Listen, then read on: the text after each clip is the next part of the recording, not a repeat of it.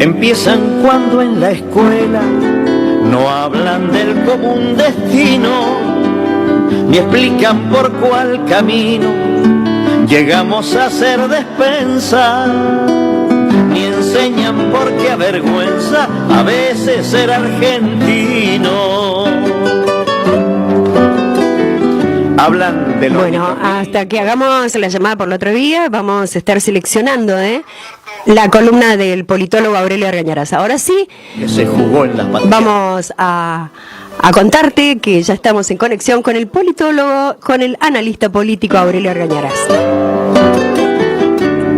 Aurelio, buen día. Estás al aire cuando quieras iniciar tu columna. Bueno, te estoy escuchando bien. Bueno, Perfecto. Nosotros también. Así que adelante, Aurelio.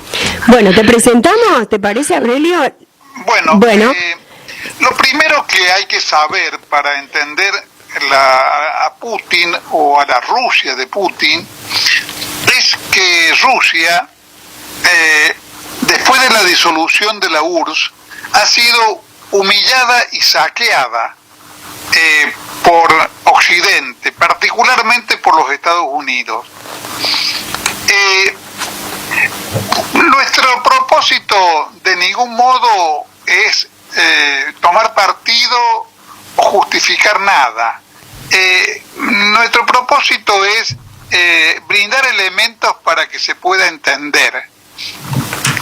Y creo que un ejemplo particularmente importante para los argentinos es recordar que cuando la Argentina ocupó las Islas Malvinas, internacionalmente, por los mismos medios que atacan a Rusia, se nos presentó como el país invasor.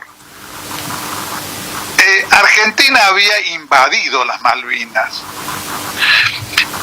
No había recuperado un territorio propio, usurpado durante un siglo por Gran Bretaña, sino había actuado como el agresor, como el invasor. En el caso, no estoy con esto diciendo que en el caso de Ucrania ocurra exactamente lo mismo. Si bien Ucrania formó parte de la Unión Soviética, pero digamos desde el momento en que se disolvió la Unión Soviética, Ucrania es un país independiente. Pero el problema es que la calificación de agresor ignora toda una serie de antecedentes, de hechos previos que ponen por lo menos en cuestión quién es el agresor. Porque, por ejemplo, desde 1991, cuando se declara disuelta la URSS y se firma un convenio entre Gorbachev y Estados Unidos y la Unión Europea, se establece con toda claridad en ese acuerdo con Gorbachev el compromiso de que Occidente no iba a avanzar con la OTAN sobre los territorios que habían estado anteriormente bajo la órbita soviética. Eso no se cumplió.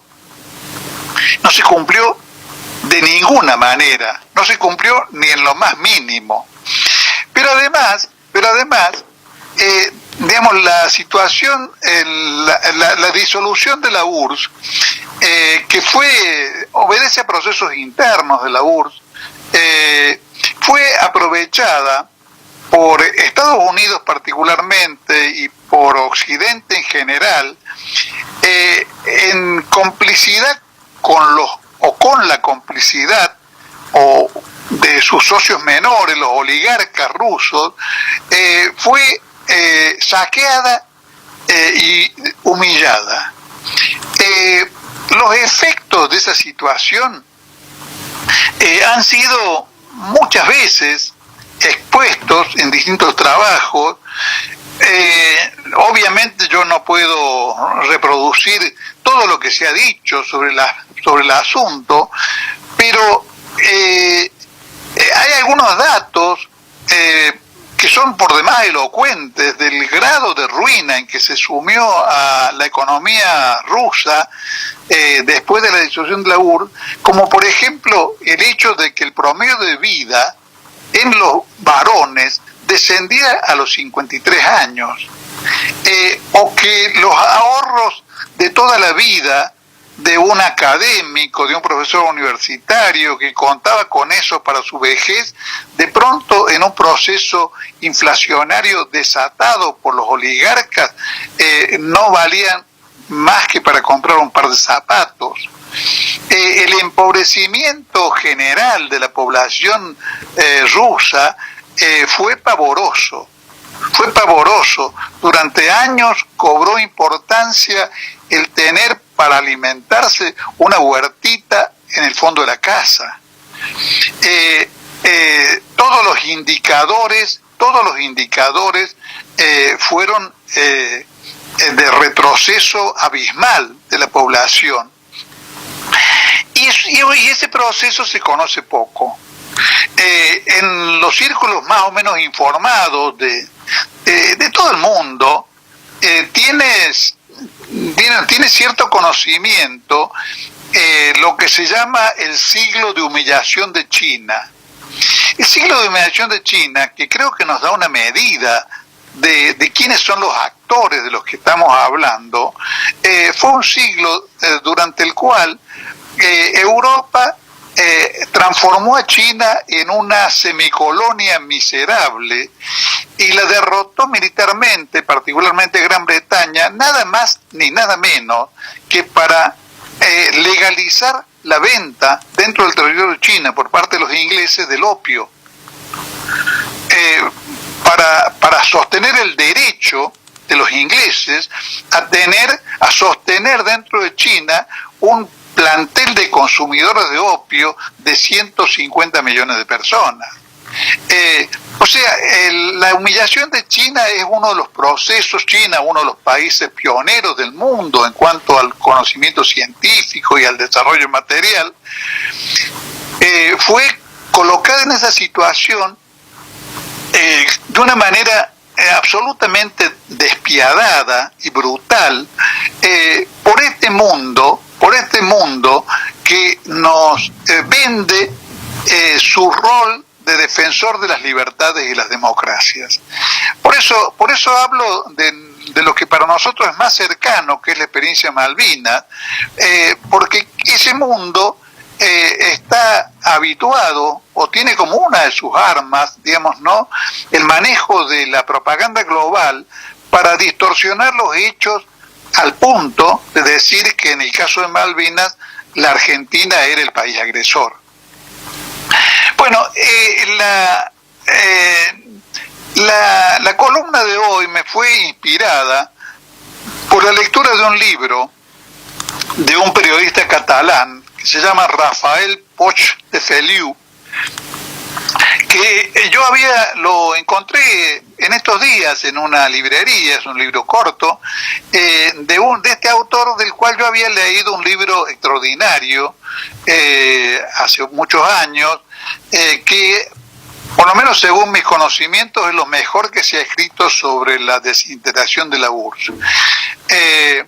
Aquel libro se llamaba La Gran Transición, 1985-2002, donde este periodista de Barcelona, que vivió durante 20 años como corresponsal en Moscú, hace un relato analítico de lo que ocurrió en esos años, digamos, ¿no?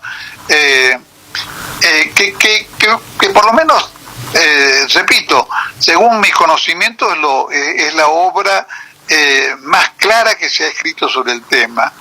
En este libro, que me permito recomendar, este nuevo libro que descubrí de Feliu, que se llama Entender la Rusia de Putin, de la humillación al restablecimiento, tiene tres partes. Una parte histórica general, donde que se llama Las raíces de la autocracia, donde Feliu explica digamos de dónde provienen, cuáles son los elementos constitutivos de esa propensión de muchos siglos que se advierte en Rusia de gobiernos fuertes, de gobiernos autoritarios, de gobiernos donde el Estado tiene un poder muy particular, proceso del cual el periodo justamente de la destrucción de Rusia, digamos, durante el gobierno de Yeltsin, patrocinado por los Estados Unidos, fue una excepción. O sea, en ese caso hubo una especie de Estado extremadamente débil que todo lo permitía y que permitió la destrucción de Rusia. La segunda parte del mismo libro se llama ¿Por qué se disolvió la URSS? Y es interesante leer. Y la última parte, que es la que un poco da el título al libro, habla de la Rusia postsoviética, o sea, el periodo durante el cual Rusia logra restablecer su dominio de sí misma, logra restablecer medianamente su economía bajo el mando de Putin, que ya lleva varios periodos, digamos, al frente de Rusia. Creo que es un material útil para comprender lo que ha pasado, para comprender que el proceso de disolución de la URSS, por ejemplo, tuvo como protagonistas a las figuras cúlmines de la vieja burocracia soviética, de lo que se llamó alguna vez la nomenclatura, que decidieron pasar de ser una casta dominante a ser una clase dominante, apropiándose de los bienes del Estado y transformándose de la noche a la mañana en multimillonarios, dueños de gigantescas empresas, de las cuales se apropiaron delictivamente, con la complicidad y la anuencia del mundo occidental. Estos sectores que siguen teniendo un poder económico muy considerable dentro de Rusia y a los cuales Putin ha puesto ciertos límites, siguen siendo francamente pro-occidentales. Uno podría decir que son una especie de casta, para plantearlo en términos argentinos, de figuras similares a las de nuestras núcleos de poder económico concentrado, una especie de casta de macris producidos en serie, que son vendepatrias, y en los cuales creo que Occidente, y particularmente Estados Unidos, ha puesto expectativas de que socavaran el poder de Putin si Putin se atrevía a ponerse en conflicto con Occidente.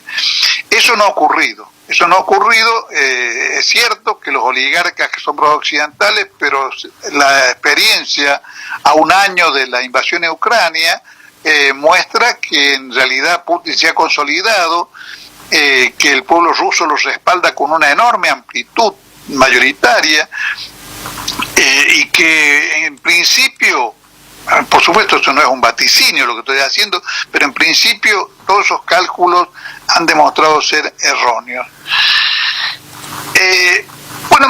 Y creo que el otro elemento para comprender esto que está ocurriendo es la aparición de una situación donde el tándem China-Rusia ha puesto en cuestión la hegemonía occidental presidida por Estados Unidos, que está sufriendo una decadencia irremediable desde hace muchos años. Para que el oyente tenga una idea, Estados Unidos tenía al final de la Segunda Guerra el 50% de la producción mundial. O sea, la mitad de la producción económica del mundo se hacía dentro de las fronteras de Estados Unidos. A mediados de la década del 70, ese porcentaje se había reducido al 25%. Y hoy, según algunos cálculos, está en el orden del 15% de la producción mundial. Entonces, la reacción a esa decadencia que puede poner en cuestión la hegemonía que Estados Unidos obtuvo después de la desintegración de la URSS es lo que está movilizándolo a este enfrentamiento con Rusia, que tiene como destinatario final a China, porque la derrota de Rusia, el intento de desmembrar su territorio creando en Rusia varios países,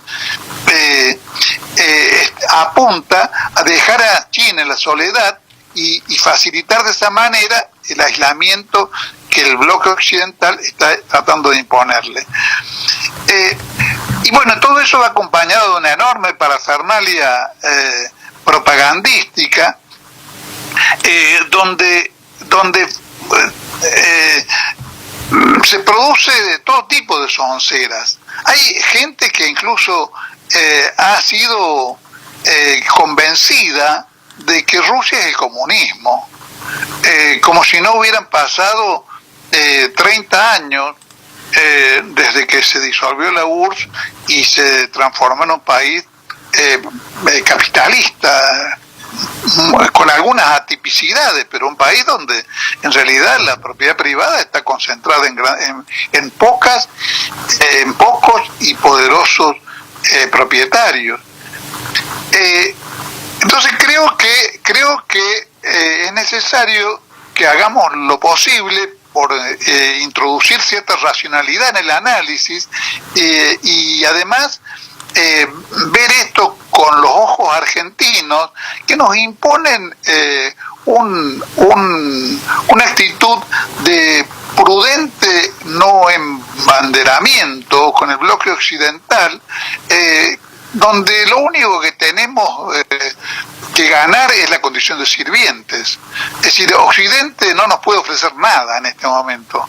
En cambio, en las relaciones multipolares con los países con los cuales tengamos o encontremos intereses concordes, y la Argentina tiene posibilidades de ganar. Pero para sostener una política de autonomía nacional y que ponga en el centro de su perspectiva los intereses del país, y creo que una de las cosas necesarias es entender qué está pasando en el mundo. Indudablemente, Aurelio. Muy interesante, la columna. No sé si querés agregar algo más o cerramos acá. No, cerremos